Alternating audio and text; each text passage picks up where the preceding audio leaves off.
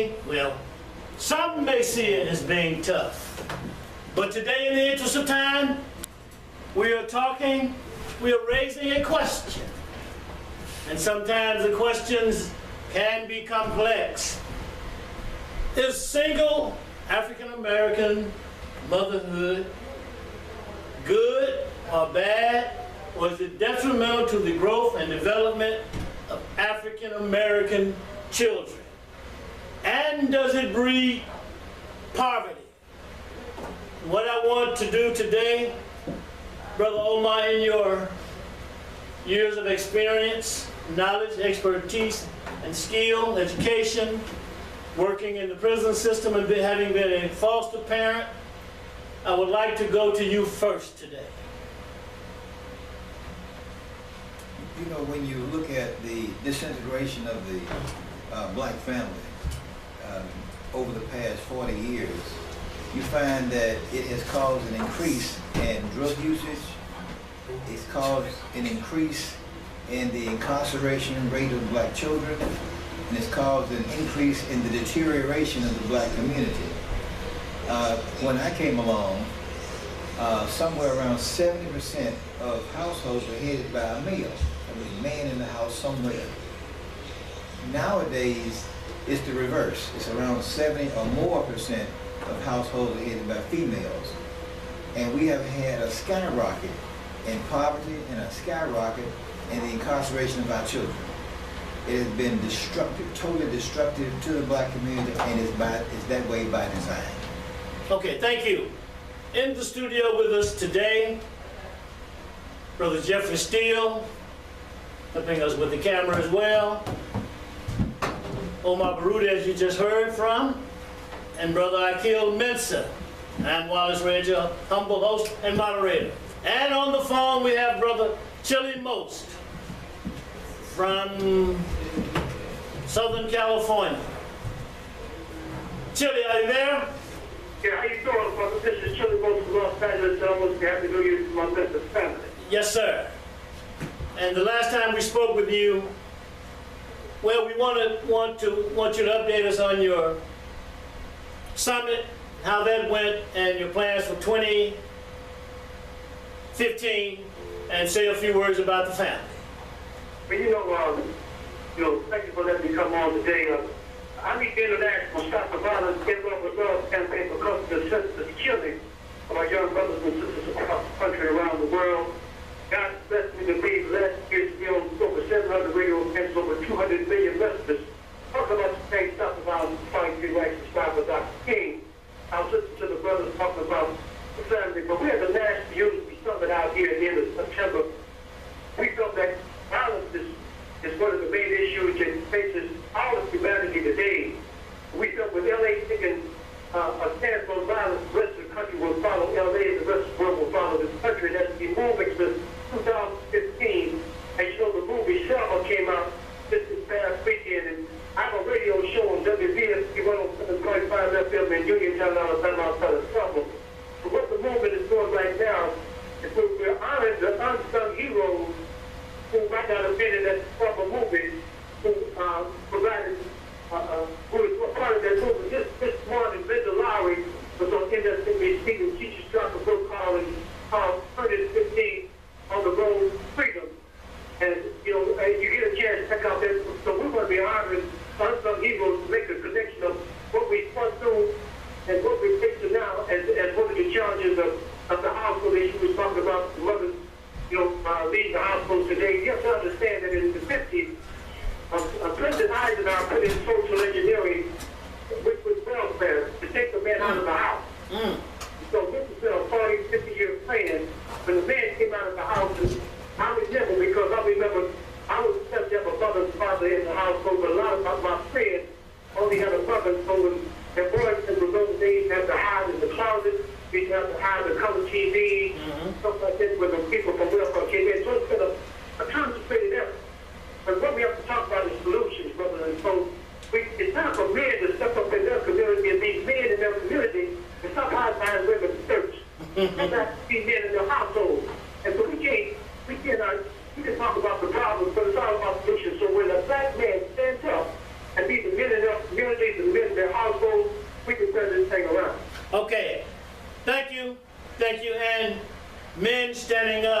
solutions to problems. Chili, can you give us your internet call numbers so that we may tune in on the internet and listen to your show in Alabama?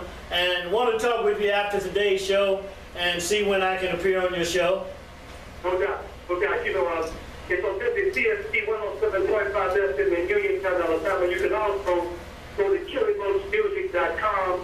That's CHILIMOSTmusic.com. And also the thing with my show is Fight for Your Right.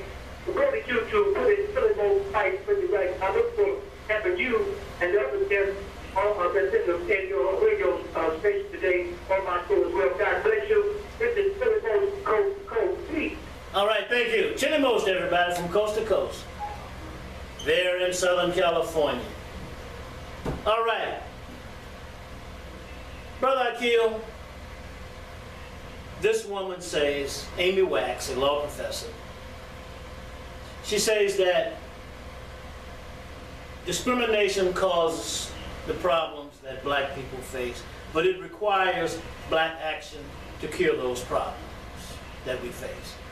So we're not leaving out discrimination, but by the same token, we're not shying away from the responsibility of African Americans. We just heard Brother Omar speak, and we heard Chili Most speak, and those are quite profound statements, if you ask me, that were just made. Can you take us further? Yes, I think both the caller and Brother Omar are on point with their comments about why this problem exists and the reason that single motherhood can be detrimental. It doesn't necessarily have to be, but it can be detrimental to the development of African American children, particularly young black males. That's the group that I think would be the focus, because when you talk about single black mothers, you're talking about absent black fathers. And so when you talk about absent black fathers, we're talking about the people who are supposed to be role models for young African American males. Not the people who they see on TV, the entertainers, the artists. Those people have become surrogates for young African American males, and they're not giving them the proper example. Only a father can give a son a proper example of how to be a man. And so in that sense it can be detrimental, but there are other ways around that. I mean, we have mentoring programs. You have programs that will at least put a male figure in the person's life so that they can get a sense of what it's like to be a man, not a male, but a man. There is a difference. So my answer would be it can be detrimental, but we don't want to put the onus on women. We want to put the onus on both men and women. And so the fathers need to take responsibility for their sons. You know, the increase in drug uses, incarceration, the deterioration of the household, I do think those things are all related to white supremacy. I do think there's a system in place and there is a design in place for these things to grow worse over time, become exacerbated by the conditions of the society in which we live. But I do think we have to take the responsibility on ourselves. So that's where the Black Action Plan comes in. Dr. Wilson talked about this being like a chess game. And so every time the white piece makes a move, we have to be able to make a move to counter that. And we haven't quite figured out some of those moves yet. We haven't mastered that game yet. Okay, right. So you're talking about understanding life and reality. Correct. Jeffrey, this seems to be a dysfunctional equilibrium. And this professor says with unwed mothers, this simply will not work. Dysfunctionalism. Can you say something about that as we go down the line? Yes, sir, definitely. And I also agree with Brother Akil and with Brother Omar, Rudy. The dysfunction comes, in my opinion, due to the imbalance. Just a simple imbalance. We need both the feminine energy as well as the masculine energy within the home and for the children. If they're growing up without the guidance and the direction and the protection and the support of their father figure, if that is not present, that child becomes handicapped. And so that's something that we as men have to deal with first with ourselves, because we have to deal with that and realize where we need to make improvements And if I'm not mistaken, I heard Brother Baruti say not too long ago, the difference in a male and a man is responsibility. So we have to take on, Brother Hakil, well, excuse me, Brother Hakil said that the difference in that is responsibility. So we definitely have a big responsibility that we have to feel for ourselves and more so for our children. Okay. Omar, Akil said it does not have to be, but more than likely it will be. And I heard him speak to alternatives, speak to plans. We talked about reality and responsibility. And this is why we're having this conversation, and that this is an analysis that we're offering. Next week we will go more into the solution. But in 30 minutes, in the interest of time, let's move as quickly as we can. And it says that blacks as a group will never be equal while they have this situation going on, where the vast majority of children do not have fathers in their home, married to their mother, involved in their lives. And this is what I'm interested in, investing in them and investing in the next generation.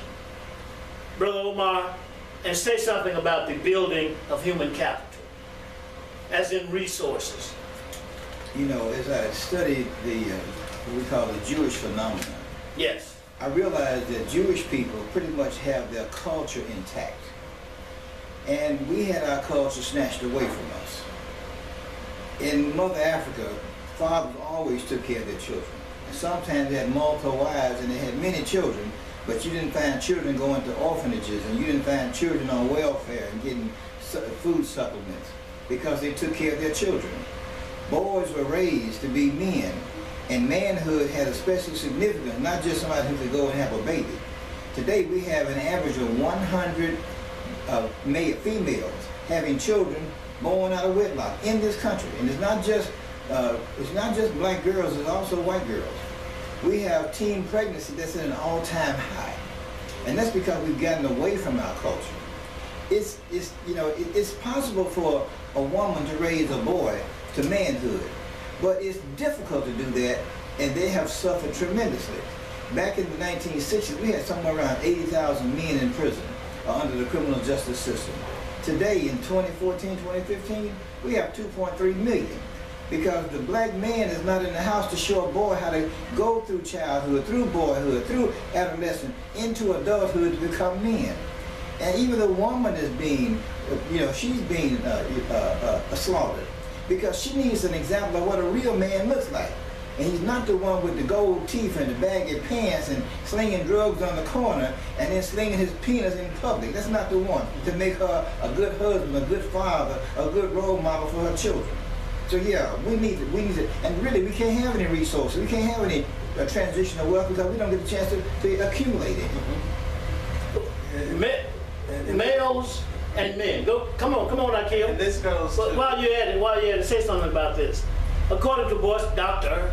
Boyce Watkins, children without a father in the home are more likely to be victims of abuse, many times at the hands of the mother's boyfriend. Okay, and so what Brother Omar was saying is connected to the choices that people make. And so a lot of times it's more popular to choose males over men because men would be responsible, men would be good guys, and there's a popular thing today to like a thug, like a male who's doing all the things that he mentioned. And so those are choices that young females are making. And I'm not even saying based upon color, I'm talking about young females, period, are making these choices. And they're making bad choices because they don't have a father to tell them what type of man they should be looking for. If a father's in the household and he has daughters, he's gonna make sure that daughter knows the game. And what I mean by the game, knows what men think, knows the mindset of men. Or males even. And if you know that, then you'll be able to make better choices, and then you wouldn't have to worry about things like abuse. Yeah. Would a real man / real father also demonstrate tough love in terms of responsibility and decision making? Would this also be one responsibility of the father? Yeah, I mean, it depends what you really mean by tough love. There's a different definition today. When I was growing up, tough love is a whooping. But you can't do that too much today. Well, we don't want to get too much into that debate today, Right. because my position is different from even some of the people around. But that was the definition when I At was that growing time. up. But we And so still, now the definition has changed. Tough Right. love is more or less taking things away from them. That's about all you can do without risking, being charged with abuse. right, well, I'm talking about some decisions you make relative to your children that they may want to do, that may even cause you some pain, but you know it's not wise, it's not a good deal for your children to carry out, based upon your experience and your wisdom. So you will just have to say no to this. And But then communication has to come into play on that. And if saying no is tough, then we need to do a better job of saying no. This is why I'm raising the question. Omar, who's it? Jeffrey? Who's it, Jeffrey or you, Omar? Yeah. It says here, not having a father around means that the child has less supervision. I think we just talked about that, which increases the chances that bad things are going to happen. Now, it doesn't guarantee, like you said, Akil, that bad things are going to happen, but when mama is at work 12 hours a day, kids are home by themselves, bad things occur. We said we bring the facts to this table. Is that what we said? Oh, yeah. Speak to that, Jeffrey. Well, we're gonna bring, and I did take a look at the article, and I pretty much agree with what he's saying, but he does make a few overgeneralizations. Okay. Critical. Yes, if you do not have both parents in the home, the likelihood of something happening bad to your child increases, but it is not. It's not guaranteed that something bad will happen. So I agree that we need to have both parents in the home to maximize supervision of the children. I definitely agree with that, but just the whole notion that if the father's not in the home, all those kids are going to turn out bad in every case, I do not agree with that. Okay. And I don't think he has specifically said every case. Right. But we want to make sure that we are not saying in every case. Right. We want to make sure that that's what we're not doing, because what we're talking about, either or, we're talking about a concerned parent, Right. or a concerned adult, which I think Akil alluded to. And so just to go a little bit further, I agree with the notion that both of the parents need to be at home, but we're still dealing with a system where even if both parents are in the home, a lot of times both of them still have to carry on 2 full-time jobs. And so that's still going to limit their availability to their children. And it's because we don't have the economic base between the male and the female, them running that together instead of trading their time and their labor to be paid by the hour. Yeah. And so that takes away from Absolutely. their time with their kids, and they cannot train their kids how to be entrepreneurs and business owners. That brings up another question. That brings up the question of planning, which we will get into.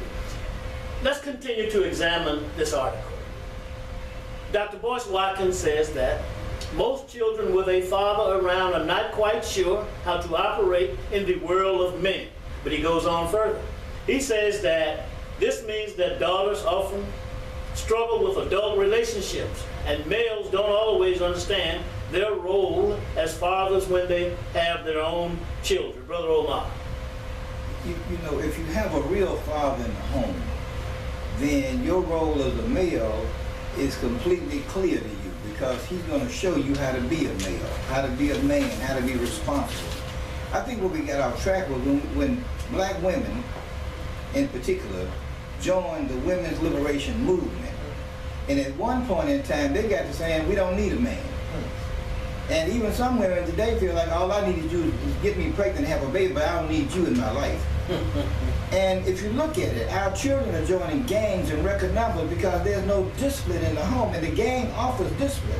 There's no love in the home. You got toys, you got things that substitute for love because you're not there, but they're looking for love, they're looking for discipline. You're not providing, so they go somewhere else and find it. And that's detrimental to the family. When the black man was in the home, we didn't have that kind of madness in our community. We had structure, we had discipline, we had love. And if we didn't have no toys, we had love, and that love carried us through. Okay, if you want to call, we've got 10 minutes left. 901-3